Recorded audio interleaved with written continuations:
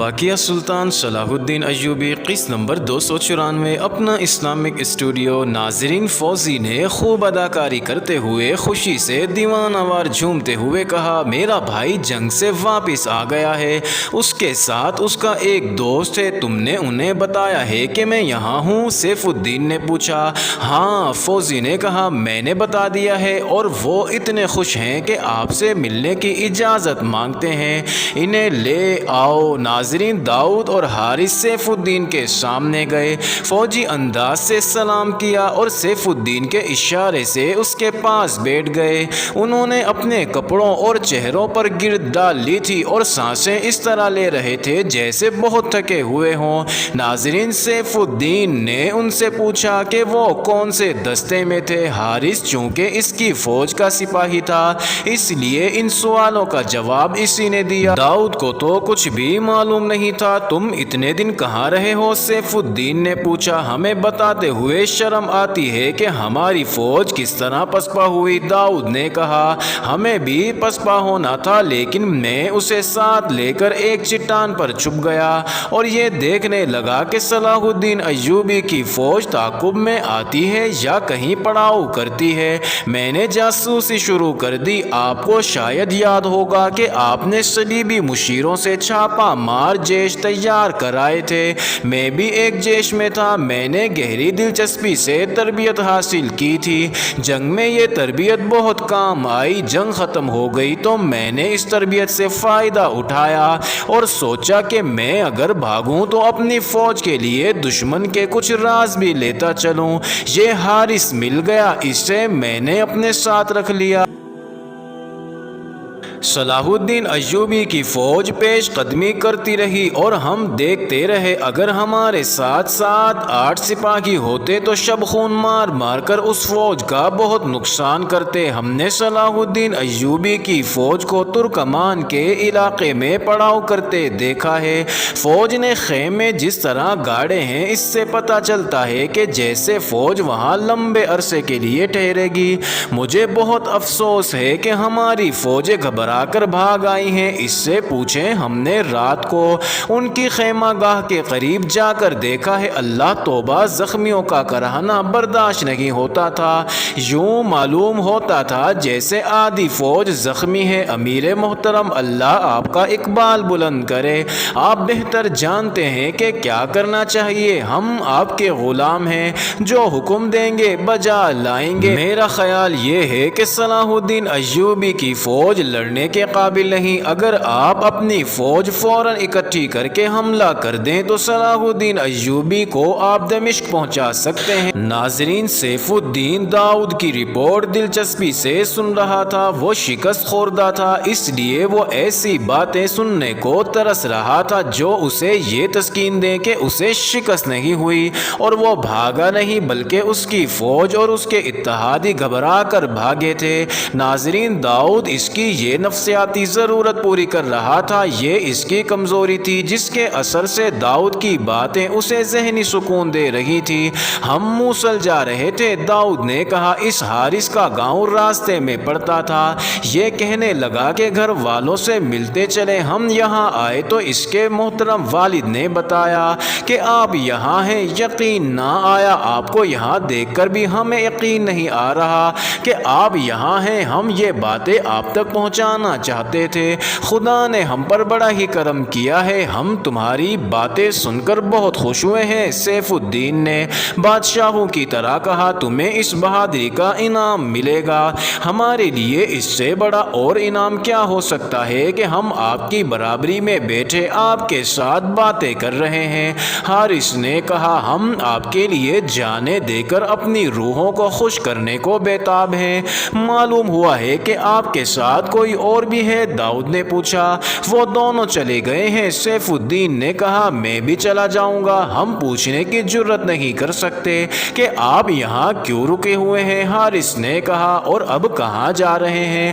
میں آپ سے بہت شرمسار ہوں کہ آپ کو میرے گھر والوں نے اس گندے سے کمرے میں رکھا اور فرش پر بٹھا رکھا ہے۔ میری خواہش یہی تھی، سیف الدین نے کہا، میں یہیں چند دن گزارنا چاہتا تھا، تم کسی کو نہ بتانا بنا کہ میں یہاں ہوں، آپ کہاں جا رہے ہیں؟ داؤد نے پوچھا۔ میں حلب جاؤں گا، سیف الدین نے جواب دیا، وہاں سے موصل چلا جاؤں گا۔ لیکن آپ اکیلے ہیں؟ داؤد بولا، آپ کے ساتھ کوئی محافظ نہیں، اس علاقے میں کوئی خطرہ نہیں۔ سیف الدین نے کہا، اکیلا چلا جاؤں گا، گستاخی کی معافی چاہتا ہوں۔ داؤد نے کہا، اس علاقے کو دشمن سے خالی نہ سمجھیں، جو میں جانتا ہوں وہ آپ نہیں جانتے۔ صلاح الدین ایوبی کے چھاپا مار گھوم پھر رہے ہیں، کسی نے آپ کو پہچان لیا تو ہم دونوں ساری عمر پچھتاتے رہیں گے کہ ہم آپ کے ساتھ کیوں نہ چلے گئے۔ اتفاق سے ہم آ گئے ہیں، ہمارے پاس گھوڑے ہیں، ہتھیار ہیں، ہم آپ کے ساتھ چلیں گے۔ ویسے بھی کوئی حکمران محافظوں کے بغیر کہیں جاتا اچھا نہیں لگتا۔ سیف الدین کو محافظوں کی ضرورت تھی، وہ تو پہلے ہی ڈرا ہوا تھا۔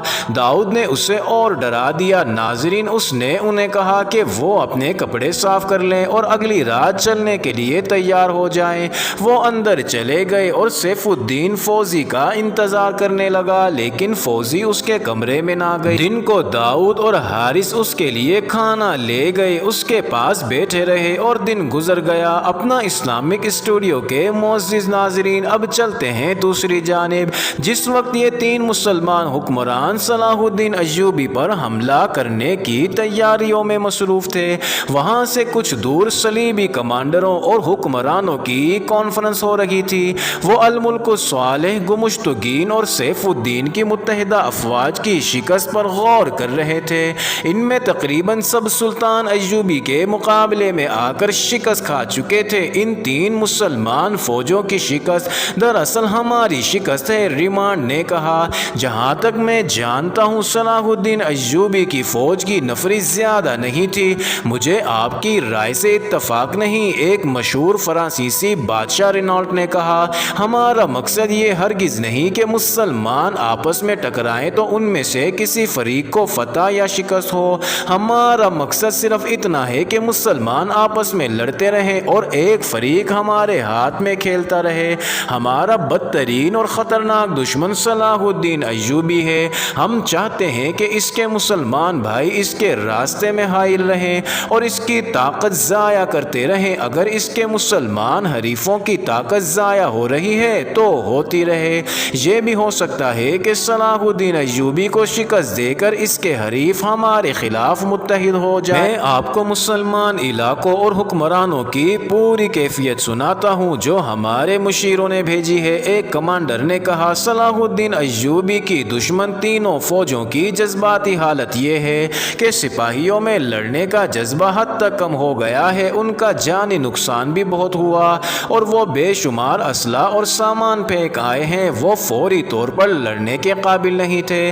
ہم نے انہیں جو مشیر دے رکھے ہیں انہوں نے مسلمان حکمرانوں کو بڑی مشکل سے صلاح الدین ایوبی پر حملہ کرنے کے لیے تیار کیا ہے۔ صلاح الدین ایوبی حباب الترکمان کے خوبصورت علاقے میں خیمہ زن ہے، وہ فوری طور پر پیش قدمی نہیں کر رہا۔ ہمارے مشیر پوری کوشش کر رہے ہیں کہ حلب، حران اور موصل کی فوجیں خواہ وہ کسی بھی حالت میں ہو حملہ کر دیں۔ ہمیں امید ہے کہ وہ صلاح الدین ایوبی کو بے خبری میں جا لیں گی۔ اسے مارنے کا یہی ایک طریقہ ہے اور یہ طریقہ شاید کامیاب نہ ہو، آگسٹن نے کہا، کیونکہ ایوبی بے خبر کبھی نہیں بیٹھتا۔ اس کا جاسوسی کا نظام ہر لمحہ بیدار اور سرگرم رہتا ہے۔ اس نامراد سلطان صلاح الدین ایوبی کے نظام جاسوسی نے ہمارا دماغی توازن بگاڑ کے رکھ دیا ہے۔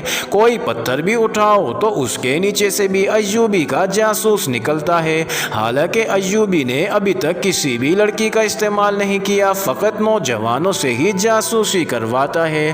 اسے آنے والے واقعات اور حملوں کی اطلاع 2 دن پہلے مل جاتی۔ ہمارے جو مشیر مسلمانوں کے ساتھ ہیں انہیں سختی سے ہدایت دو کہ اپنے جاسوسوں کو اور زیادہ تیز کر دیں اور ان کی تعداد بھی بڑھا دیں۔ انہیں یہ کام دیں کہ تمام علاقوں میں گھومتے پھرتے رہیں اور ایوبی کے جاسوسوں کو پکڑیں۔ جب مسلمان فوجیں حملے کے لیے کوچ کریں تو جاسوس اور چھاپا مار دور دور بکھر جائیں۔ جہاں کوئی مشکوک آدمی ادھر ادھر جاتا نظر آئے تو اسے پکڑ لیں، مسافروں کو بھی روک لیں۔ مقصد یہ ہے کہ ایوبی کو حملے کی خبر اس وقت ہو جب اس کے کے مسلمان بھائیوں کے گھوڑے اس کے خیمہ گاہ میں داخل ہو کر اس کی فوج کا کشت و خون شروع کر دیں۔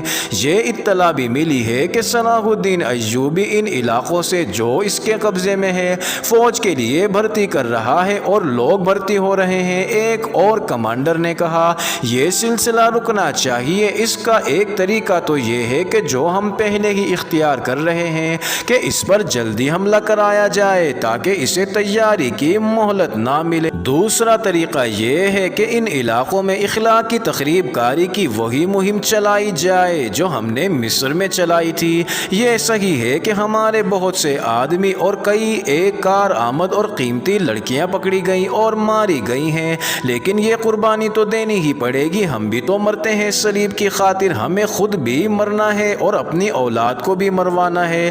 مسلمانوں کے ذہنوں پر حملہ ضروری ہے۔ میں اعتراف کرتا ہوں کہ ہم صلاح الدین ایوبی کو اس خطے سے بے دخل نہیں کر سکے۔ پہلے اس کے پیر و مرشد سلطان نور الدین زنگی نے ہمیں مارا، اب یہ ہماری ناک پر لڑ گیا ہے۔ اس نے مصر میں پاؤں جما لیے ہیں اور یہاں بھی آ گیا ہے۔ اس کی کامیابی کی ایک وجہ تو یہ ہے کہ وہ میدان جنگ کا استاد ہے، دوسری وجہ یہ ہے کہ وہ انتظامیہ کا ماہر ہے، اور تیسری بنیادی وجہ یہ ہے کہ اس نے اپنے سپاہیوں میں قومیت اور مذہب کا جنون پیدا کر رکھا ہے۔ ہمارے خلاف لڑنے کو وہ مذہبی عقیدہ سمجھتے ہیں۔ اس کا نتیجہ ہے کہ اس کے چھاپا مار بھیڑیوں کی طرح ہماری فوج پر شب خون مارتے ہیں۔ اس جنون اور اس عقیدے کو تباہ کرنا ضروری ہے۔ ہم نے ہمیشہ انسان کی اس کمزوری سے فائدہ اٹھایا ہے جسے فرار اور لذت پرستی کہتے ہیں۔ شاہ اگسٹن نے کہا جن مسلمانوں کے پاس دولت ہے وہ حکمران بننا چاہتے ہیں، ہم نے ان کی اسی کمزوری کو استعمال کیا ہے۔ ہمیں کوئی نیا طریقہ ایجاد کرنے کی ضرورت نہیں، البتہ ایک اور مہم شروع کرنی ہے، یہ ہے کہ ایوبی کے خلاف نفرت کی مہم۔ اس کے خلاف انتہائی گھٹیا باتیں مشہور کر دو، لیکن یہ کام تم نہیں کرو گے، بلکہ مسلمانوں کی زبانیں استعمال کی جائیں گی۔ اپنے مخالفین اور دشمنوں کو بدنام کرنے کے لیے اپنے کردار اور اخلاق کی پرواہ نہیں کرنی چاہیے، اپنے مفاد کو سامنے رکھنا چاہیے۔ تمہارا دشمن حیثیت، رتبے اور شہرت کے لحاظ سے جس قدر بلند ہو اس پر اتنے ہی گھٹیا اور پست الزام عائد 100 میں سے 5 آدمی تو تمہاری بات مان جائیں گے۔ اس دوران اپنی جنگی تیاریاں جاری رکھو۔ ایک کمانڈر نے کہا ہمیں بہت وقت مل گیا ہے، آپ نے بہت کامیابی سے مسلمانوں میں حکومت پرستی کا مرض پیدا کر کے انہیں آپس میں ٹکرایا ہے۔ اگر ہم مسلمانوں میں اپنے دوست پیدا نہ کرتے تو آج صلاح الدین ایوبی فلسطین میں ہوتا۔ ہم نے اسی کی قوم اس کے راستے میں کھڑی کر دی ہے۔ میں حیران ہوں، ریمانڈ نے کہا، کہ یہی مسلمان سپاہی ایوبی کی فوج میں ہیں، وہ ہمارے 10 سپاہیوں پر بھاری ہوتے ہیں، مگر یہی مسلمان سپاہی ایوبی کے حریفوں کی فوج میں تھے اور ایسی بری شکست کھا گئے کہ بکھرے ہوئے بھاگے۔ یہ عقیدے اور نظریے کا کرشمہ ہے جسے مسلمان ایمان کہتے ہیں۔ رینالڈ نے کہا جو سپاہی یا سالار اپنا ایمان نیلام کر دیتا اس میں لڑنے کا جذبہ نہیں رہتا، اسے زندگی اور اجرت عزیز ہوتی ہے۔ اسی لیے ہم نے کردار کشی کو ضروری سمجھا ہے۔ ان لوگوں میں جنسیت اور نشے کی عادت پیدا کرو، پھر تمہیں سپاہی اور گھوڑے مروانے کی ضرورت نہیں پڑے۔ ناظرین، اس کانفرنس میں فیصلہ کیا گیا۔ معزز ناظرین، یہ انٹرسٹنگ ویڈیو جاری ہے، اگلی ویڈیو قسط نمبر 295 میں دیکھنا مت بھولیے گا۔